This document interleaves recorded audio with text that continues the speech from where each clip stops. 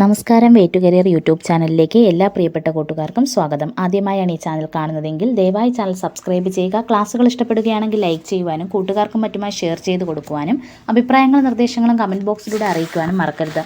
ഇന്ന് നമ്മൾ ബയോളജി എന്ന സബ്ജക്റ്റിലെ ദഹന വ്യവസ്ഥ എന്ന ടോപ്പിക്കാണ് പഠിക്കുന്നത്. ഏതാണ്? ദഹന വ്യവസ്ഥ. ഡൈജസ്റ്റീവ് സിസ്റ്റത്തെക്കുറിച്ചാണ് നമ്മൾ ഇന്നത്തെ ക്ലാസ്സിലൂടെ പഠിക്കുന്നത്. ക്ലാസ്സിലേക്ക് കടക്കാം. ദഹന വ്യവസ്ഥ പൂർത്തിയാകാൻ വേണ്ടിയിട്ടുള്ള ഘട്ടങ്ങൾ എന്തൊക്കെയാണ്? അതായത് ദഹനം പൂർത്തിയാവാൻ വേണ്ടിയിട്ടുള്ള ഘട്ടങ്ങളിൽ വരുന്നതാണ്. ഒന്നാമതായി വരുന്നത് ആഹാര സ്വീകരണമാണ്. ഏതാണ്? ആഹാര സ്വീകരണം, ദഹനം, ആഗിരണം, സ്വാംശീകരണം, വിസർജനം എന്നീ ഘട്ടങ്ങളിലൂടെയാണ് എന്ത് ചെയ്യുന്നത്? നമ്മുടെ ആഹാരം കടന്നു പോകുന്ന ഒരു ആഹാരം നമ്മൾ സ്വീകരിച്ച് കഴിഞ്ഞ് അത് ദഹിച്ച് നമ്മുടെ ശരീരം ആഗിരണം ചെയ്ത് അതിലുള്ള മാലിന്യങ്ങളെല്ലാം നീക്കം ചെയ്യുന്നത് വരെയുള്ള 5 ഘട്ടങ്ങളാണ് നമ്മുടെ ശരീരത്തിൽ നടക്കുന്നത്. എന്തൊക്കെയാണ്? ആഹാര സ്വീകരണം, ദഹനം, ആഗിരണം, സ്വാംശീകരണം, വിസർജനം എന്നീ 5 ഘട്ടങ്ങളാണ് ശരീരത്തിൽ പ്രധാനമായിട്ടും നടക്കുന്നത്. ഓക്കെ, അപ്പോൾ എന്താണ് ആഹാര സ്വീകരണം? നമുക്കറിയാമല്ലോ, നമ്മൾ ആഹാരം ശരീരത്തിനുള്ളിലേക്ക് കൊടുക്കുന്നതാണ് ആഹാര സ്വീകരണത്തിൽ വരുന്നത്. ആ ആഹാരം എന്ത് ചെയ്യുന്നു? അതിനുശേഷം ദഹിക്കുന്നു. ദഹിച്ചതിന് ശേഷം അത് നമ്മുടെ രക്തക്കുഴലുകളിലേക്ക്, രക്തത്തിലേക്കൊക്കെ ആഗിരണം ചെയ്യപ്പെടുന്നു. ആ രക്തത്തിലേക്ക് ആഗിരണം ചെയ്യപ്പെട്ട പോഷക ഘടകങ്ങളെല്ലാം നമ്മുടെ കലകളിലേക്ക് എന്ത് ചെയ്യുന്നു? കോശങ്ങളിലേക്ക് അല്ലെങ്കിൽ കലകളിലേക്ക് എന്ത് ചെയ്യുന്നു? സ്വാംശീകരിച്ചെടുക്കുന്നു, അല്ലെങ്കിൽ അവയിലേക്ക് എന്ത് ചെയ്യുന്നു? എത്തുന്നു. അതിനുശേഷം മാലിന്യങ്ങൾ എന്ത് ചെയ്യുന്നു? പുറന്തള്ളുന്നു, വിസർജനത്തിലൂടെ പുറന്തള്ളുന്നു. ഇത്രയും ഘട്ടങ്ങളാണ് നടക്കുന്നത്. 5 ഘട്ടങ്ങളും ക്രമത്തിൽ ആലോചിച്ച് വെച്ചേക്കാം. ഈ ദഹനമൊക്കെ ഇതിൻ്റെ ഇടയ്ക്കൊക്കെ ആണെന്ന് മാറിപ്പോൾ. ആഹാര സ്വീകരണം കഴിഞ്ഞ ഉടനെ ദഹനം നടക്കൂ, ആഗിരണം കഴിഞ്ഞിട്ടല്ലേ ദഹനം, അങ്ങനെയൊന്നും ചിന്തിക്കരുത്. ആഹാര സ്വീകരണം കഴിഞ്ഞ ഉടൻ എന്താണ് നടക്കുന്നത്? ദഹനമാണ്. ദഹനത്തിന് ശേഷം ആഗിരണം, ആഗിരണത്തിന് ശേഷം സ്വാംശീകരണം, പിന്നെ നടക്കുന്നത് വിസർജനം. ഇത്രയാണ് ഘട്ടങ്ങളെന്ന് ആലോചിച്ച് വെച്ചേക്കാം. ഓക്കെ, ഭക്ഷണത്തിൽ നിന്ന് ലഭിക്കുന്ന ഊർജ്ജത്തിൻ്റെ അളവ് പ്രസ്താവിക്കുന്ന യൂണിറ്റ് കലോറിയാണ്. കലോറിയിലൂടെയാണ് നമ്മൾ കഴിക്കുന്ന ഭക്ഷണത്തിൽ നിന്നുള്ള ഊർജ്ജത്തിൻ്റെ അളവ് പ്രസ്താവിക്കുന്നത്. നമ്മൾ ഏതൊരു സാധനം, ഇപ്പോൾ ഭക്ഷണ സാധനങ്ങൾ, പാക്കറ്റ് സാധനങ്ങൾ വാങ്ങിച്ചാലും അതിനകത്ത് ഇത്ര ഗ്രാമിൽ ഇത്ര കലോറി ഊർജ്ജം പ്രദാനം ചെയ്യുമെന്ന് എഴുതിയേക്കും അല്ലേ? അത് മിക്ക പാക്കറ്റുകളിലും ശ്രദ്ധിച്ചാൽ നമുക്ക് മനസ്സിലാവും. അപ്പോൾ ഊർജ്ജത്തിൻ്റെ അളവ് പ്രസ്താവിക്കുന്ന യൂണിറ്റ് ഏതാണെന്ന് ചോദിച്ചാൽ ഏതാണ്? അത് കലോറിയാണ്. കലോറി. ഓക്കെ ആണല്ലോ. നമ്മുടെ ശരീരത്തിലെ ജീവൽ പ്രവർത്തനങ്ങൾക്ക് ആവശ്യമായിട്ടുള്ള ഊർജ്ജം പ്രദാനം ചെയ്യുന്ന പോഷക ഘടകങ്ങൾ ഏതൊക്കെയാണ് നമുക്ക് ഊർജ്ജം പ്രദാനം ചെയ്യുന്ന പോഷക ഘടകങ്ങൾ? ധാന്യകം, കൊഴുപ്പ് തുടങ്ങിയവയെല്ലാം നമുക്ക് എന്ത് ചെയ്യുന്നുണ്ട്? ഊർജ്ജം പ്രദാനം ചെയ്യുന്നുണ്ട്. അപ്പോൾ ജീവൽ പ്രവർത്തനങ്ങൾക്ക് ആവശ്യമായ ഊർജ്ജം നൽകുന്ന പോഷക ഘടകങ്ങൾ ഏതൊക്കെയാണെന്ന് വെച്ചാൽ ഏതൊക്കെയാണ്? ധാന്യകവും കൊഴുപ്പുമാണ്. ഏതൊക്കെയാണ്? ധാന്യകവും കൊഴുപ്പുമാണ്. ധാന്യകത്തിൻ്റെ ലഘുരൂപങ്ങൾ എന്തൊക്കെയാണ്? അത് ഗ്ലൂക്കോസ്, ഫ്രക്ടോസ്, ഗാലക്ടോസ് തുടങ്ങിയവയാണ് ധാന്യകത്തിൻ്റെ ലഘുരൂപങ്ങളായിട്ട് വരുന്നത്. ഏതൊക്കെയാണ്? ഗ്ലൂക്കോസ്, ഫ്രക്ടോസ്, ഗാലക്ടോസ് തുടങ്ങിയ മോണോസാക്രൈഡുകളാണ് ധാന്യകത്തിൻ്റെ ലഘുരൂപങ്ങളായിട്ട് വരുന്നത്. ഓക്കെ ആണല്ലോ. കൊഴുപ്പിൻ്റെ ലഘുരൂപങ്ങൾ എന്തൊക്കെയാണ്? ഫാറ്റി ആസിഡും ഗ്ലിസറോളുമാണ്. ഫാറ്റി ആസിഡും ഗ്ലിസറോളും ചേരുന്നതാണ് ഏതെന്ന് പറയുന്നത്? കൊഴുപ്പെന്ന് പറയുന്നത്. ധാന്യകത്തിൻ്റെ രൂപങ്ങൾ ഏതൊക്കെയാണ്? ഗ്ലൂക്കോസ് ഉണ്ട്, ഫ്രക്ടോസ് ഉണ്ട്, ഗാലക്ടോസ് ഉണ്ട്. ഇതെല്ലാം ധാന്യകത്തിൻ്റെ രൂപങ്ങളാണെന്ന് ആലോചിച്ച് വെച്ചേക്കാം. ഓക്കെ, ധാന്യകം എന്ന് വെച്ചാൽ എന്താണ്? കാർബോഹൈഡ്രേറ്റ് ആണെന്ന് ആലോചിച്ചേ. കാർബോഹൈഡ്രേറ്റുകളാണ് ഗ്ലൂക്കോസ്, ഫ്രക്ടോസ്, ഗാലക്ടോസ് തുടങ്ങിയവയെല്ലാം. കൊഴുപ്പ് എന്ന് പറയുമ്പോൾ ലിപ്പിഡാണ്. ലിപ്പിഡ്സ്, കൊഴുപ്പ് ലിപ്പിഡ്സ് ഉണ്ടായിരിക്കുന്നത് എന്തൊക്കെ കൊണ്ടാണ്? ഫാറ്റി ആസിഡും ഗ്ലിസറോളും കൊണ്ടാണ്. ഓക്കെ ആണല്ലോ. അപ്പോൾ നമ്മൾ ഗ്ലൂക്കോസ്, ഫ്രക്ടോസ്, ഗാലക്ടോസ് ഇവയെല്ലാം മോണോസാക്രൈഡുകളാണെന്ന് പറഞ്ഞല്ലേ? മോണോസാക്രൈഡുകൾ എന്ന് പറയുമ്പോൾ ഒരു പഞ്ചസാര തന്മാത്ര മാത്രം അടങ്ങിയിരിക്കുന്നതാണ് ഏതെന്ന് പറയുന്നത്? മോണോസാക്രൈഡുകൾ എന്ന് പറയുന്നത്. ഒരു പഞ്ചസാര തന്മാത്ര മാത്രം അടങ്ങിയിരിക്കുന്നതാണ് മോണോസാക്രൈഡുകൾ എന്ന് പറയുന്നത്. 10ൽ കൂടുതൽ ഗ്ലൂക്കോസ് തന്മാത്രകൾ അടങ്ങിയിരിക്കുന്നവയെ നമ്മൾ പോളിസാക്രൈഡുകൾ എന്നാണ് പറയുന്നത്. 10ൽ കൂടുതൽ ഗ്ലൂക്കോസ് തന്മാത്രകൾ അടങ്ങിയിരിക്കുന്നവയെ നമ്മൾ എന്തെന്ന് പറയും? പോളിസാക്രൈഡുകൾ എന്ന് പറയാം. അതിന് എക്സാമ്പിൾ പറയുമ്പോൾ അന്നജം, സെല്ലുലോസ്, ഗ്ലൈക്കോജൻ തുടങ്ങിയവയെല്ലാം, അന്നജം അഥവാ സ്റ്റാർച്ച്, സെല്ലുലോസ്, ഗ്ലൈക്കോജൻ എന്നിവയെല്ലാം എന്താണ്? പോളിസാക്കറൈഡുകളാണ്. ഓക്കെ, പോളിസാക്കറൈഡുകളിൽ നിന്ന് വിഘടിപ്പിക്കാൻ കഴിയുന്ന ഏറ്റവും ലഘുവായ തന്മാത്രയാണ് ഏതെന്ന് പറയുന്നത്? മോണോസാക്കറൈഡുകൾ എന്ന് പറയുന്നത്. ഇനി 2 മോണോസാക്കറൈഡുകൾ ചേർന്നുണ്ടാകുന്ന രൂപത്തെ നമ്മൾ ഡൈസാക്കറൈഡ് എന്നാണ് പറയുന്നത്. 2 മോണോസാക്കറൈഡുകൾ ചേർന്നുണ്ടാകുന്ന രൂപത്തെ എന്തെന്ന് പറയും? ഡൈസാക്കറൈഡ് എന്ന് പറയും. അപ്പോൾ ഇവിടെ നമ്മൾ ദഹനവുമായിട്ട് ബന്ധപ്പെട്ട് ഓർത്തിരിക്കേണ്ട കാര്യം എന്തൊക്കെയാണ്? ധാന്യകത്തിൻ്റെ ലഘുരൂപങ്ങൾ എന്ന് പറയുന്നത് ഗ്ലൂക്കോസും, ഫ്രക്ടോസ്, ഗാലക്ടോസ് ഇവയാണ്. ഇവ മോണോസാക്കറൈഡുകളാണ്. 2 മോണോസാക്കറൈഡുകൾ ചേർന്നാണ് ഡൈസാക്കറൈഡുകളായിട്ടുള്ള മാൾട്ടോസ്, ലാക്ടോസ്, സുക്രോസ് എന്നിവ ഉണ്ടാവുന്നത്. ഡൈസാക്കറൈഡുകൾക്ക് എക്സാമ്പിൾ ഏതൊക്കെയാണ്? മാൾട്ടോസ്, ലാക്ടോസ്, സുക്രോസ് എന്നിവയാണ്. ഇതൊന്ന് ആലോചിച്ച് വെച്ചേക്കാം. ഓക്കെ, അപ്പോൾ ആഹാരത്തിൻ്റെ ഘട്ടങ്ങൾ പറഞ്ഞു. ആഹാര സ്വീകരണം, ദഹനം, എന്താണ് നമ്മൾ ആഹാരം ശരീരത്തിലേക്ക് കൊടുക്കുന്നതുമായി ബന്ധപ്പെട്ട 5 ഘട്ടങ്ങളാണുള്ളത്. ആഹാര സ്വീകരണം, ദഹനം, ആഗിരണം, സ്വാംശീകരണം, വിസർജനം എന്നിവയാണ്. ഭക്ഷണത്തിൽ നിന്ന് ലഭിക്കുന്ന ഊർജ്ജത്തിൻ്റെ അളവ് പ്രസ്താവിക്കുന്ന യൂണിറ്റ് എന്താണെന്ന് വെച്ചാൽ എന്താണ്? കലോറിയാണ്. ജീവൽ പ്രവർത്തനങ്ങൾക്ക് ആവശ്യമായ ഊർജ്ജം പ്രദാനം ചെയ്യുന്ന പോഷകഘടകങ്ങൾ കാർബോഹൈഡ്രേറ്റും കൊഴുപ്പുമാണ്. കാർബോഹൈഡ്രേറ്റ് അഥവാ ധാന്യകം, കൊഴുപ്പ് അല്ലെങ്കിൽ ലിപ്പിഡ്സ് ആണെന്ന് ആലോചിച്ച് വെച്ചേക്കുക. ധാന്യകത്തിൻ്റെ ലഘുരൂപങ്ങളാണ് ഗ്ലൂക്കോസ്, ഫ്രക്ടോസ്, ഗാലക്ടോസ്. ലിപ്പിഡ്സ് ഉണ്ടാവുന്നതൊക്കെ ചേർന്നിട്ടാണെന്ന് വെച്ചാൽ അത് ഫാറ്റി ആസിഡും ഗ്ലിസറോളും ചേർന്നാണ്. ഓക്കെ ആണല്ലോ. ഇനി നമ്മൾ ശരീരത്തിന് ഊർജ്ജം നൽകുന്നത് ധാന്യകവും കൊഴുപ്പുമാണെന്ന് പറഞ്ഞു. ശരീര വളർച്ചയ്ക്ക് സഹായിക്കുന്നത് ആരാണ്? അത് പ്രോട്ടീൻസ് അഥവാ മാംസ്യമാണ് കേട്ടോ. ശരീര വളർച്ചയ്ക്ക് സഹായിക്കുന്നത് പ്രോട്ടീൻസ് അഥവാ മാംസ്യമാണ്.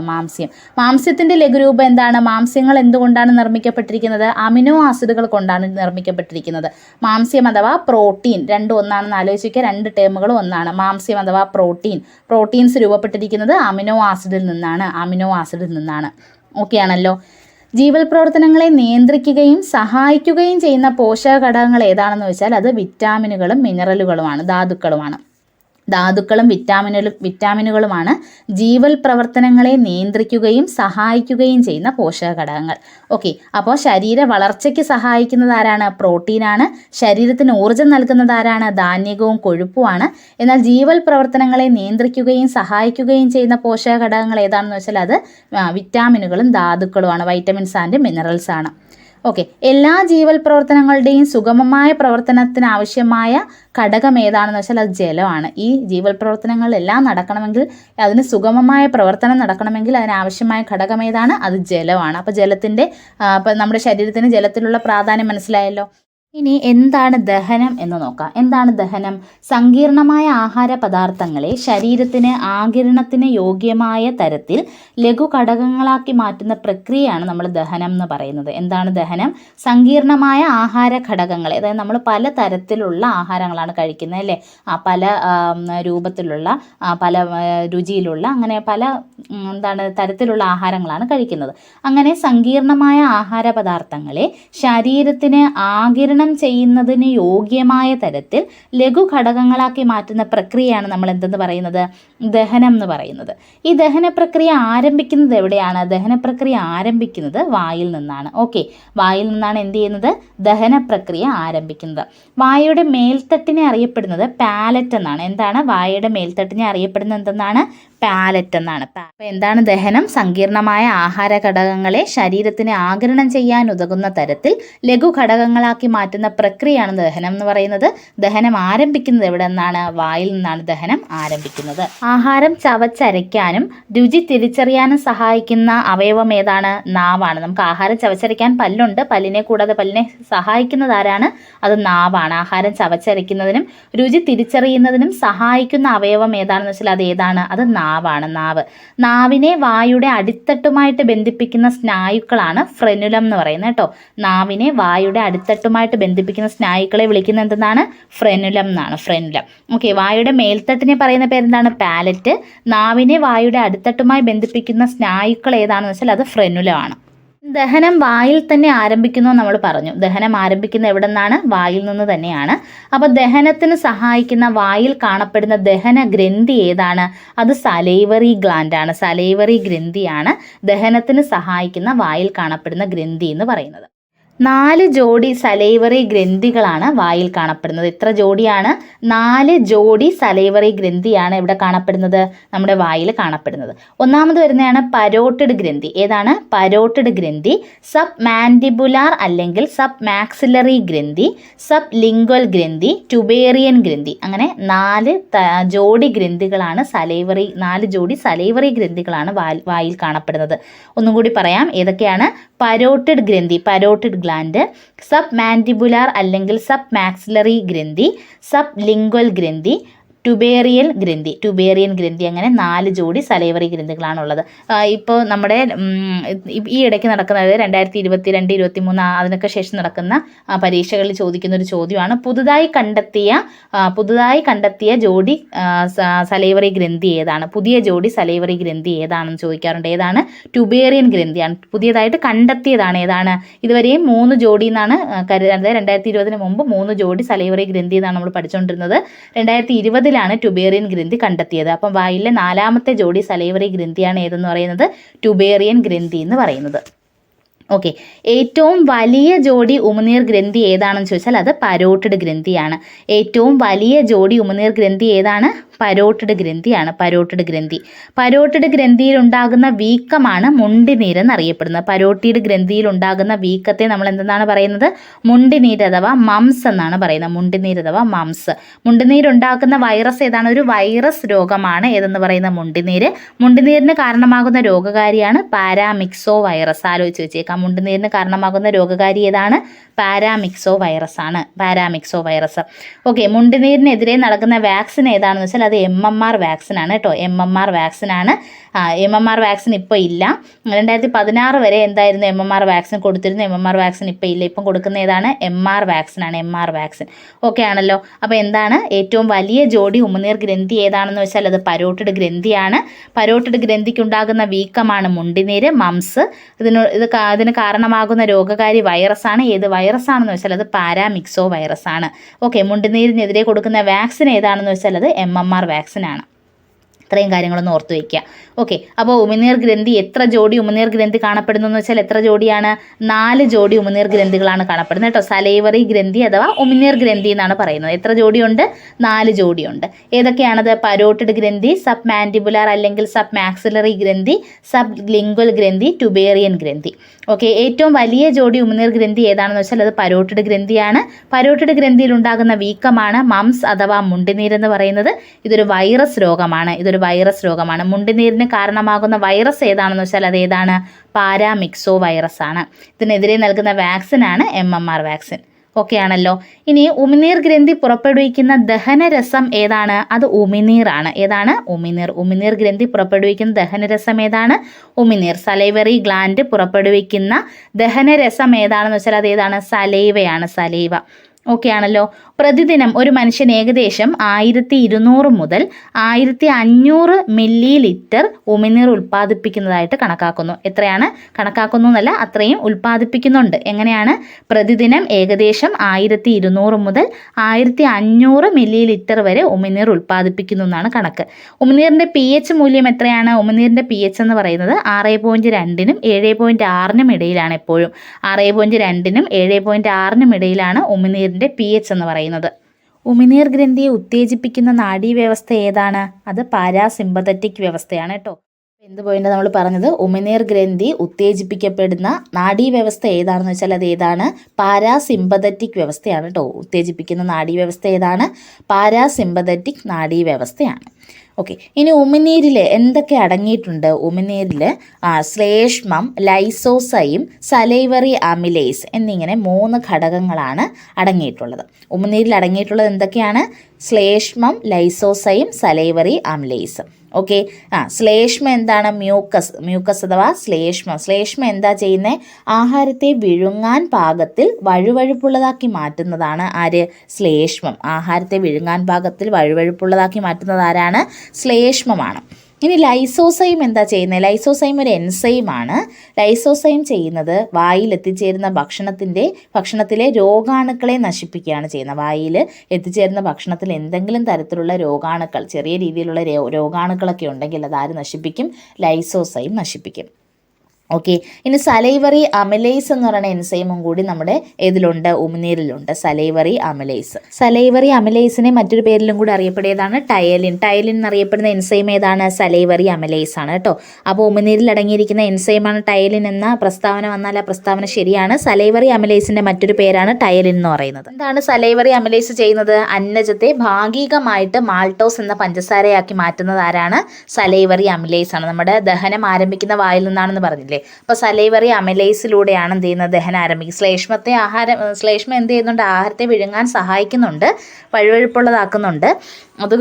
അതിനേക്കാളും പ്രാധാന്യമുള്ളതാരാണ്? സലൈവറി അമിലേസ് ആണ്. അന്നജത്തെ ഭാഗികമായിട്ട് മാൾട്ടോസ് എന്ന പഞ്ചസാര, അതായത് അവിടെ എന്ത് ചെയ്യുന്നുണ്ട്? അന്നജത്തെ മാൾട്ടോസ് ആക്കി മാറ്റി എന്ത് തുടങ്ങുന്നുണ്ട്? ദഹനം ആരംഭിക്കുന്നുണ്ട്. അതാരാണ്? സലൈവറി അമിലേസ് ആണ്. ഓക്കെ, ആഹാരം ചവച്ചരയ്ക്കുമ്പോൾ രുചി അനുഭവപ്പെടാൻ കാരണമായ പഞ്ചസാര ഏതാണ്? ഈ മാൾട്ടോസ് ആണ്. നമ്മൾ ആഹാരം കഴിക്കുമ്പോൾ പലതരത്തിലുള്ള രുചി നമുക്ക് ഫീൽ ചെയ്യത്തില്ല, അല്ലെങ്കിൽ ഒരു മധുരം ഫീൽ ചെയ്യുന്നത് ഏത് പഞ്ചസാര ആവുന്നത് കൊണ്ടാണ്? മാൾട്ടോസ് എന്ന പഞ്ചസാരയായിട്ട് മാറുന്നത് കൊണ്ടാണ്. ഓക്കെ. അപ്പം ബേബി ഫുഡ്സിലൊക്കെ കൂടുതലായിട്ടുള്ള പഞ്ചസാര ഏതാണെന്ന് വെച്ചാൽ അത് മാൾട്ടോസ് ആണ്. ബേബി ഫുഡ്സിൽ കൂടുതലായിട്ടുള്ള പഞ്ചസാര മാൾട്ടോസ് ആണ്. ആഹാരം ചവച്ചരയ്ക്കുമ്പോൾ രുചി അനുഭവപ്പെടാൻ കാരണമായ പഞ്ചസാരയും മാൾട്ടോസ് ആണ്. അന്നജത്തെ ഭാഗികമായി മാൾട്ടോസ് ആക്കി മാറ്റുന്ന ഉമിനീരിലെ എൻസൈം ഏതാണെന്ന് വെച്ചാൽ അത് സലൈവറി അമിലേസ് അഥവാ ടയലിനാണ്. ഓർത്തു വയ്ക്കുക. ബാർലിയിൽ അടങ്ങിയിരിക്കുന്ന പഞ്ചസാര ഏതാണ്? ബാർലിയിൽ അടങ്ങിയിരിക്കുന്ന പഞ്ചസാരയും മാൾട്ടോസ് ആണ് കേട്ടോ. ബേബി ഫുഡ്സിലും ബാർലിയിലും ഒക്കെ അടങ്ങിയിരിക്കുന്ന പഞ്ചസാര ഏതാണ്? അത് മാൾട്ടോസ് ആണ്. പഴങ്ങളിൽ അടങ്ങിയിരിക്കുന്ന പഞ്ചസാര ഏതാണെന്ന് വെച്ചാൽ അത് ഫ്രക്ടോസ് ആണ്. ഫ്രക്ടോസ്. പഴങ്ങളിൽ അടങ്ങിയിരിക്കുന്ന പഞ്ചസാര ഏതാണ്? ഫ്രക്ടോസ് ആണ്. കരിമ്പിൽ അടങ്ങിയിരിക്കുന്ന പഞ്ചസാര സുക്രോസ് ആണ്. പാലിൽ അടങ്ങിയിരിക്കുന്ന പഞ്ചസാര ലാക്ടോസ്. രക്തത്തിൽ അടങ്ങിയിരിക്കുന്ന പഞ്ചസാര ഏതാണ്? രക്തത്തിൽ അടങ്ങിയിരിക്കുന്ന പഞ്ചസാരയാണ് ഗ്ലൂക്കോസ് എന്ന് പറയുന്നത്. തേനിൽ അടങ്ങിയിരിക്കുന്ന പഞ്ചസാര ഫ്രക്ടോസും ഗ്ലൂക്കോസും ആണ്. ഓർത്ത് വയ്ക്കുക. അപ്പോൾ എന്തൊക്കെ പറഞ്ഞു? ബാർലിയിൽ മാൾട്ടോസ്, പഴങ്ങൾ ഫ്രക്ടോസ്, കരിമ്പ് സുക്രോസ്, പാലിൽ ലാക്ടോസ്, രക്തത്തിൽ അടങ്ങിയിരിക്കുന്ന ഗ്ലൂക്കോസ്, തേനിൽ അടങ്ങിയിരിക്കുന്നത് ഫ്രക്ടോസും ഗ്ലൂക്കോസും ആണ്. ഓക്കെ ആണല്ലോ. നമ്മൾ നിത്യജീവിതത്തിൽ ഉപയോഗിക്കുന്ന പഞ്ചസാര ഏതാണ്? കരിമ്പിൽ നിന്ന് ലഭിക്കുന്ന സുക്രോസ് ആണ് നമ്മൾ സാധാരണയായിട്ട് നമ്മൾ നിത്യജീവിതത്തിൽ ഉപയോഗിക്കുന്ന പഞ്ചസാര കേട്ടോ. ടേബിൾ ഷുഗർ എന്നറിയപ്പെടുന്ന ഏതിനെയാണ്? സുക്രോസിനെയാണ്. ഓക്കെ. വായയും അന്നനാളവും തമ്മിൽ ബന്ധപ്പെട്ടിരിക്കുന്ന ഭാഗമാണ് ഗ്രസനി എന്ന് പറയുന്നത്. വായയും അന്നനാളവും തമ്മിൽ ബന്ധപ്പെട്ടിരിക്കുന്ന ഭാഗം ഏതാണ്? അത് ഗ്രസനിയാണ്. ഗ്രസനി അഥവാ ഫാരിങ്സ് എന്ന് പറയും. എന്താണ്? ഫാരിങ്സ്, ഗ്രസനി.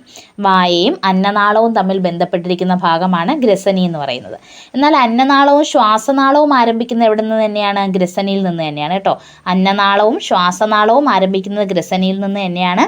വായുവും അന്നനാളവും തമ്മിൽ ബന്ധപ്പെട്ടിരിക്കുന്ന ഭാഗം ഏതാണെന്ന് വെച്ചാൽ അത് ഗ്രസനിയാണ്. വായയും അന്നനാളവും തമ്മിൽ ബന്ധപ്പെട്ടിരിക്കുന്ന ഭാഗമാണ് ഗ്രസനി അഥവാ ഫാരിങ്സ്. ഓക്കെ. ഇനി നമ്മുടെ ആഹാരം, നമ്മൾ കഴിക്കുന്ന ആഹാരം നാസാഗഹ്വരത്തിലേക്കും കടക്കാതെ നോക്കണം, ശ്വാസനാളത്തിലേക്കും കടക്കാതെ നോക്കണം. അപ്പോൾ ഇത് രണ്ട് ധർമ്മങ്ങളും നിർവഹിക്കുന്നതിനായിട്ട് നമ്മുടെ ശരീരത്തിൽ രണ്ട് ഭാഗങ്ങളുണ്ട്.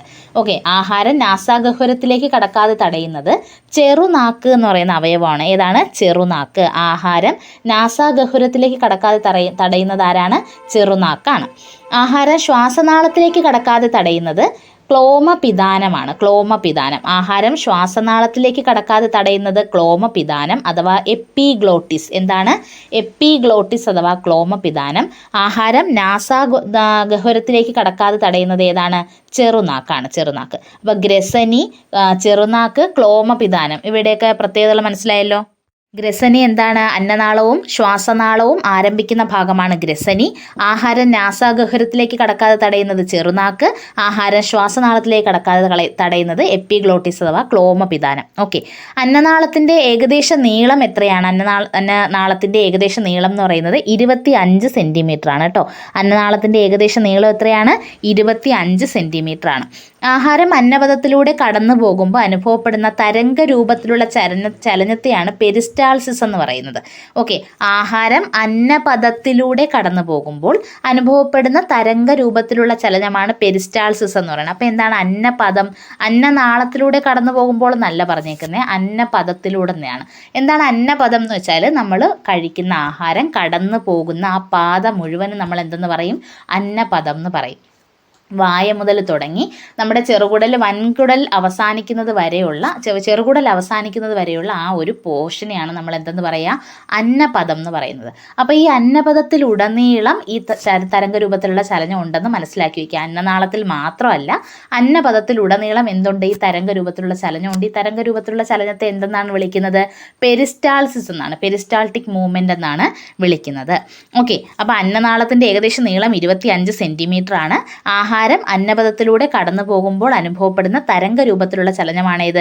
പെരിസ്റ്റാൾസിസ്. അപ്പോൾ നമ്മൾ ആദ്യം വായിലെ കാര്യങ്ങൾ പറഞ്ഞല്ലേ, ഉമിനീർ ഗ്രന്ഥിയെക്കുറിച്ചും ഉമിനീർ ഗ്രന്ഥി ഉൽപ്പാദിപ്പിക്കുന്ന ശ്ലേഷ്മം, ലൈസോസൈം, സലൈവറി അമിലേസ്, ഇതിൻ്റെ കാര്യങ്ങളെല്ലാം പറഞ്ഞു. അതിനുശേഷം ആഹാരം എങ്ങോട്ടേക്കാണ് പ്രവേശിക്കുന്നത്? ഗ്രസനി വഴി അന്നനാളത്തിലേക്ക് പ്രവേശിക്കുന്നുണ്ട്. ഗ്രസനി വഴി അന്നനാളത്തിലേക്ക് പ്രവേശിക്കുന്നു. അപ്പോൾ അന്നനാളത്തിലേക്ക് പ്രവേശിക്കുന്ന ആഹാരം നാസാഗഹ്വരത്തിലേക്കോ അല്ലെങ്കിൽ ശ്വാസനാളത്തിലേക്കോ കടക്കാതെ തടയുന്ന രണ്ട് ചെറു അവയവങ്ങൾ നമ്മുടെ ശരീരത്തിലുണ്ട്. ചെറുനാക്കും ക്ലോമപിതാനവും. ചെറുനാക്കും ക്ലോമപിതാനവും എങ്ങോട്ടൊക്കെ കടക്കാതെയാണ് നോക്കുന്നതെന്ന് പഠിച്ചു കഴിഞ്ഞു. അപ്പോൾ ആ കടന്നു പോകുന്ന ആഹാരം അന്നനാളത്തിലൂടെ കടന്നു പോകുന്നുണ്ട്. അന്നനാളത്തിലൂടെ കടന്ന് ആമാശയത്തിലെത്തി ചെറുകുടലിലെത്തി അങ്ങനെ പോകുന്ന അന്നപദം മുഴുവനും ഒരു തരംഗ രൂപത്തിലുള്ള ചലനം അനുഭവപ്പെടും. ആ ചലനത്തെ നമ്മൾ എന്തെന്നും പറഞ്ഞു? പെരിസ്റ്റാൾസിസ് എന്നും പറഞ്ഞു. ഇത്രയും ക്ലിയർ ആണല്ലോ. ഇനി നാം കഴിക്കുന്ന ആഹാരം സംഭരിക്കുന്നത് എവിടെയാണെന്ന് വെച്ചാൽ അത് ആമാശയത്തിലാണ്. അപ്പോൾ നമ്മുടെ അന്നനാളത്തിൽ നിന്ന് എവിടെ എത്തി ആഹാരം? ആമാശയത്തിലെത്തി. ഇവിടെയാണ് സംഭരിക്കുന്നത്. ആഹാരം സംഭരിക്കുന്നത് എവിടെയാണ്? ആമാശയത്തിലാണ്. ആമാശയത്തിൽ നിന്ന് പിന്നെ സാവധാനമാണ് ആഹാരം എന്ത് ചെയ്യുന്നത്? ചലിക്കുന്നത്. ഓക്കെ, അപ്പോൾ ആഹാരം സംഭരിക്കുന്നത് എവിടെയാണ്? ആമാശയത്തിലാണ് സംഭരിക്കുന്നത്. അപ്പോൾ എന്തൊക്കെയാണ് ആമാശയത്തിൻ്റെ പ്രത്യേകതകളെന്ന് നോക്കാം. ആമാശയം എന്ന് പറയുമ്പോൾ നമ്മുടെ ഇംഗ്ലീഷ് അക്ഷരമായിട്ടുള്ള ജെയുടെ ആകൃതിയിലുള്ള ഒരു അവയവമാണ്. അപ്പോൾ PSC ഒരിക്കൽ ചോദിച്ചിട്ടുണ്ട്, നമ്മുടെ ശരീരത്തിൽ ജെ ആകൃതിയിലുള്ള, ഇംഗ്ലീഷ് ലെറ്റർ ജെ ആകൃതിയിലുള്ള അവയവം ഏതാണെന്ന്. ഏതാണ്? അത് ആമാശയമാണ് കേട്ടോ. ജെ ആകൃതിയിലുള്ള അവയവം ഏതാണെന്ന് വെച്ചാൽ അത് ഏതാണ്? ആമാശയമാണ്. ആമാശയത്തിലെത്തുന്ന ആഹാരം ദഹിക്കാനായിട്ട് ഏകദേശം 4 മുതൽ 5 മണിക്കൂർ വരെയാണ് എടുക്കുന്നത് കേട്ടോ. അപ്പോൾ സംഭരിക്കുക എന്ന് പറയുമ്പോൾ ഏകദേശം മനസ്സിലായല്ലോ. ഇത്രയും സമയം നമ്മുടെ ആമാശയത്തിലെ ആഹാരം എന്ത് ചെയ്യുന്നുണ്ട്? സംഭരിക്കപ്പെടുന്നുണ്ട്.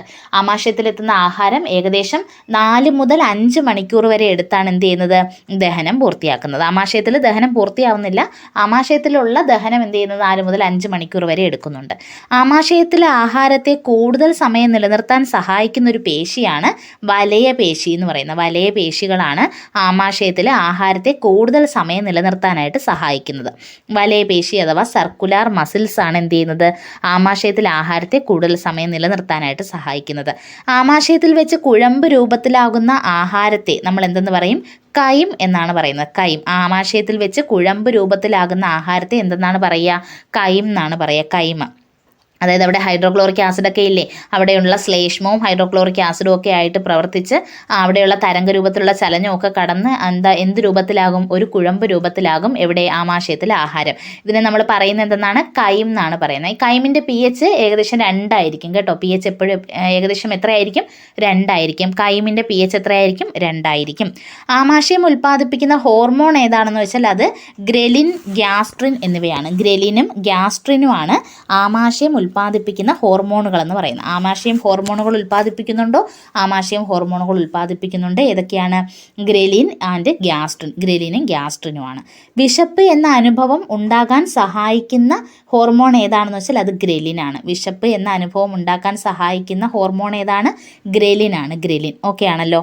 വിശപ്പ് എന്ന അനുഭവം തലച്ചോറിൽ അനുഭവപ്പെടുന്ന ഭാഗം ഏതാണ്? അല്ലെങ്കിൽ വിശപ്പ് എന്ന അനുഭവം ഉളവാക്കുന്ന തലച്ചോറിലെ ഭാഗം ഏതാണെന്ന് വെച്ചാൽ അത് ഹൈപ്പോതലാമസ് ആണ്. അപ്പോൾ ഗ്രലിൻ എന്ന ഹോർമോണിൻ്റെ പ്രവർത്തനവും ഹൈപ്പോതലാമസിൻ്റെ നിർദ്ദേശവും അനുസരിച്ചാണ് നമുക്ക് എന്ത് വിശപ്പ് എന്ന അനുഭവം തോന്നുന്നത്. ഓക്കെ, അപ്പം വിശപ്പ് എന്ന അനുഭവം ഉണ്ടാകാൻ സഹായിക്കുന്ന ഹോർമോൺ ഏതാണ്? ആമാശയം ഉൽപ്പാദിപ്പിക്കുന്ന ഗ്രലിനാണ്. തലച്ചോറിലെ ഭാഗം ഏതാണെന്ന് വെച്ചാൽ അത് ഹൈപ്പോതലാമസ് ആണ്. ആലോചിച്ച് വെച്ചേക്കാം. ഓക്കെ, ഹൈഡ്രോക്ലോറിക്കിൻ്റെ ആസിഡിൻ്റെ ഉൽപ്പാദനത്തിന് സഹായിക്കുന്ന ഹോർമോൺ ഏതാണെന്ന് വെച്ചാൽ അത് ഗ്യാസ്ട്രിനാണ്. ആമാശയത്തിലെ ഹൈഡ്രോക്ലോറിക് ആസിഡിൻ്റെ ഉൽപ്പാദനത്തിന് സഹായിക്കുന്ന ഹോർമോൺ ഏതാണ്? അത് ഗ്യാസ്ട്രിനാണ്. വിശപ്പ് എന്ന അനുഭവം ഉളവാക്കാൻ സഹായിക്കുന്ന ഹോർമോൺ ഏതാണ്? അത് ഗ്രലിനാണ്. അപ്പോൾ ഗ്രലിൻ, ഗ്യാസ്ട്രിൻ എന്നീ ഹോർമോണുകൾ ഉൽപ്പാദിപ്പിക്കുന്നത് ആരാണ്? അത് ആമാശയമാണ്. അപ്പോൾ ഹൈഡ്രോക്ലോറിക് ആസിഡിൻ്റെ ഉൽപ്പാദനത്തിന് സഹായിക്കുന്ന ആമാശയത്തിലെ ഹോർമോൺ ഏതാണെന്ന് വെച്ചാൽ ഗ്യാസ്ട്രിനാണ്. എന്നാൽ ഹൈഡ്രോക്ലോറിക് ആസിഡ് ഉൽപ്പാദിപ്പിക്കുന്ന കോശങ്ങൾ ഏതാണ്? ആമാശയത്തിലെ കോശങ്ങൾ ഏതാണെന്ന് വെച്ചാൽ അത് ഓക്സിൻറ്റിക് കോശങ്ങളാണ്. അഥവാ ഗഹ്വര കോശങ്ങൾ. ഓക്സിൻറ്റിക് സെൽസ് അല്ലെങ്കിൽ ഗഹ്വര കോശങ്ങളാണ് ആമാശയത്തിൽ ഹൈഡ്രോക്ലോറിക് ആസിഡ് ഉൽപ്പാദിപ്പിക്കുന്ന കോശം എന്ന് പറയുന്നത്. ഓക്കെ, ആമാശയത്തിൽ ഹൈഡ്രോക്ലോറിക് ആസിഡിൻ്റെ pH എന്ന് പറയുന്നത് 1 മുതൽ 3 വരെയാണ്. ആമാശയത്തിൽ ഹൈഡ്രോക്ലോറിക് ആസിഡിൻ്റെ pH എത്രയാണ്? 1 മുതൽ 3 വരെയാണ്. വീര്യം കൂടിയ ആസിഡാണ് ഹൈഡ്രോക്ലോറിക് ആസിഡ് എന്ന് നമുക്കറിയാം. ഓക്കെ, അപ്പോൾ 1 മുതൽ 3 വരെയാണ് ആമാശയത്തിൽ ഹൈഡ്രോക്ലോറിക് ആസിഡിൻ്റെ വീര്യം എന്ന് പറയുന്നത്. കൈമിൻ്റെ pH എത്രയാണ്? കൈമിൻ്റെ pH 2 ആണ്. നമുക്കറിയാം കുഴമ്പ് രൂപത്തിലുള്ള ആഹാരമാണ് കൈം എന്ന് പറയുന്നത്. ഓക്കെ, ആമാശയത്തിലെ ആസിഡിൻ്റെ അളവ് കൂടുന്ന അവസ്ഥയാണ് ഗ്യാസ്ട്രിക് അൾസർ എന്ന് പറയുന്നത്. ഏത് ആസിഡിൻ്റെ അളവ്? ഹൈഡ്രോക്ലോറിക് ആസിഡിൻ്റെ അളവ്. ആമാശയത്തിൽ ഹൈഡ്രോക്ലോറിക് ആസിഡിൻ്റെ അളവ് കൂടുന്ന അവസ്ഥയാണ് ഗ്യാസ്ട്രിക് അൾസർ അഥവാ ആമാശയ വ്രണം എന്ന് പറയുന്നത്. ഗ്യാസ്ട്രിക് അൾസർ അഥവാ ആമാശയ വ്രണം ഉണ്ടാകാൻ കാരണമായ ആസിഡ് ഏതാണ്? അത് ഹൈഡ്രോക്ലോറിക് ആസിഡാണ്. ഓക്കെ, ഹൈഡ്രോക്ലോറിക് ആസിഡ് ഉൽപ്പാദിപ്പിക്കുന്ന കോശങ്ങൾ ഏതാണ്? ഓക്സിൻറ്റിക് കോശങ്ങളാണ് അഥവാ ഗഹ്വര കോശങ്ങളാണ്. 2 ടേമുകൾ ഓർത്ത് വയ്ക്കുക. 2 രീതിയിലും PSC ചോദിച്ചിട്ടുണ്ട്. ഓക്കെ, ഓക്സിൻറ്റിക് കോശങ്ങൾ അഥവാ ഗഹ്വര കോശങ്ങളാണ് ഹൈഡ്രോക്ലോറിക് ആസിഡ് ഉൽപ്പാദിപ്പിക്കുന്നത്. ഹൈഡ്രോക്ലോറിക് ആസിഡിൻ്റെ ഉൽപ്പാദനത്തിന് സഹായിക്കുന്ന ഹോർമോൺ ഏതാണ്? അത് ഗ്യാസ്ട്രിൻ എന്ന ഹോർമോണാണ്. ഓക്കെ, അപ്പോൾ ഈ ആമാശയത്തിൽ ഹൈഡ്രോക്ലോറിക് ആസിഡിൻ്റെ അളവ് കൂടുന്ന അവസ്ഥയാണ് ഗ്യാസ്ട്രിക് അൾസർ അഥവാ ആമാശയ വ്രണം എന്ന് പറയുന്നത്. ആസിഡുകളുടെ പ്രവർത്തനങ്ങളിൽ നിന്നും ആമാശയ ഭിത്തിയെ സംരക്ഷിക്കുന്നത് ശ്ലേഷ്മമാണ്. ആമാശയത്തിലെ ശ്ലേഷ്മമാണ് ആസിഡിൻ്റെ പ്രവർത്തനങ്ങളിൽ നിന്ന് ആമാശയ ഭിത്തിയെ സംരക്ഷിക്കുന്നത്. നല്ല വീര്യം കൂടിയ ആസിഡാണ് ഹൈഡ്രോക്ലോറിക് ആസിഡ്. ഇതിൻ്റെ തുടർച്ചയായ പ്രവർത്തനം, അതായത് ആഹാരം ദഹിക്കുന്നതിൽ ഒരു വലിയ പങ്ക് വഹിക്കുന്ന ആളാണ് ഹൈഡ്രോക്ലോറിക് ആസിഡ്. അപ്പോൾ അതിൻ്റെ തുടർച്ചയായ പ്രവർത്തനങ്ങൾ ആമാശയ ഭിത്തിയെ നശിപ്പിക്കാതിരിക്കാൻ വേണ്ടി സഹായിക്കുന്നത്, ആമാശയ ഭിത്തിയെ സംരക്ഷിക്കുന്നത് ആരാണ്? ആമാശയത്തിലെ ശ്ലേഷ്മമാണ്. ശ്ലേഷ്മം. ആമാശയത്തിൽ കാണുന്ന ദഹന ഗ്രന്ഥിയാണ് ആമാശയ ഗ്രന്ഥി. ആമാശയത്തിൽ കാണപ്പെടുന്ന ദഹന ഗ്രന്ഥി ഏതാണ്? അത് ആമാശയ ഗ്രന്ഥിയാണ്. ആമാശയ ഗ്രന്ഥി. ഈ ആമാശയ ഗ്രന്ഥി ഉൽപ്പാദിപ്പിക്കുന്ന ദഹനരസമാണ് ആമാശയരസം എന്ന് പറയുന്നത്. ഓക്കെ, നമ്മുടെ സലൈവറി ഗ്ലാൻഡ് ഉൽപ്പാദിപ്പിക്കുന്ന ദഹനരസമാണ് ഇത് സലൈവ അല്ലെങ്കിൽ ഉമിനീരെന്ന് പറയുന്നത്. ഉമിനീർ ഗ്രന്ഥി ഉൽപ്പാദിപ്പിക്കുന്നത്. അതുപോലെ ആമാശയ ഗ്രന്ഥി ഉൽപ്പാദിപ്പിക്കുന്നതാണ് ഏത്? ആമാശയരസം എന്ന് പറയുന്നത്. ഈ ആമാശയരസത്തിലും ഒത്തിരി ഘടകങ്ങളുണ്ട്. നമ്മുടെ സലൈവറി ഗ്രന്ഥിയിൽ ഏതൊക്കെ ശ്ലേഷ്മം, ലൈസോസൈം, സലൈവറി അമിലേസ് എന്നീ ഘടകങ്ങൾ ഉണ്ടായിരുന്നില്ലേ? അതുപോലെ ആമാശയരസത്തിലും എന്തുണ്ട്? വിവിധ തരം ഘടകങ്ങളുണ്ട്. അത് ഏതൊക്കെയാണ്?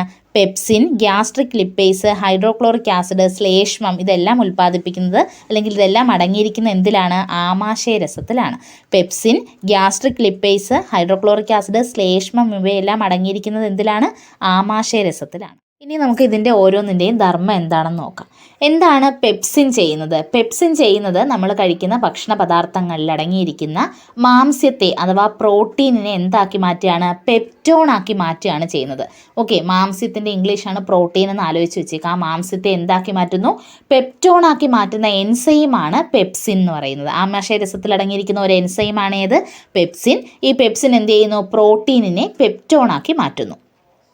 ഓക്കെ, ഇനി ഗ്യാസ്ട്രിക് ലിപ്പേസ് എന്നൊരു എൻസൈം അടങ്ങിയിട്ടുണ്ട്. ഈ ഗ്യാസ്ട്രിക് ലിപ്പേസ് എന്ന എൻസൈം ചെയ്യുന്നത് ലിപ്പിഡ്സിനെ അഥവാ കൊഴുപ്പ് അഥവാ ലിപ്പിഡ്സിനെ എന്താക്കി മാറ്റുന്നു?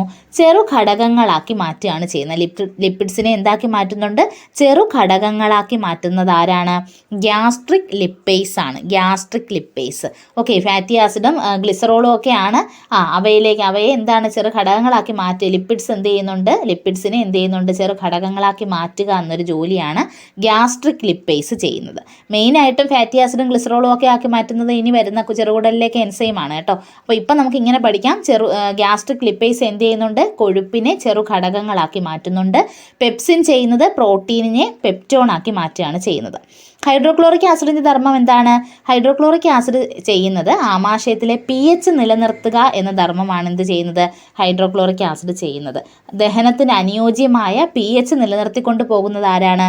ഹൈഡ്രോക്ലോറിക് ആസിഡാണ്. കൂടാതെ രോഗാണുക്കളെ നശിപ്പിക്കാനുള്ള കഴിവും ഹൈഡ്രോക്ലോറിക് ആസിഡിനുണ്ട്. വീര്യം കൂടിയ ആസിഡാണ്. അപ്പോൾ രോഗാണുക്കളെയൊക്കെ നശിപ്പിക്കാനുള്ള കഴിവും ആർക്കുണ്ട്? ഹൈഡ്രോക്ലോറിക് ആസിഡിനുണ്ട്. പിന്നെ ആമാശയരസത്തിലെ മറ്റൊരു ഘടകമാണ് ശ്ലേഷ്മം എന്ന് പറയുന്നത്.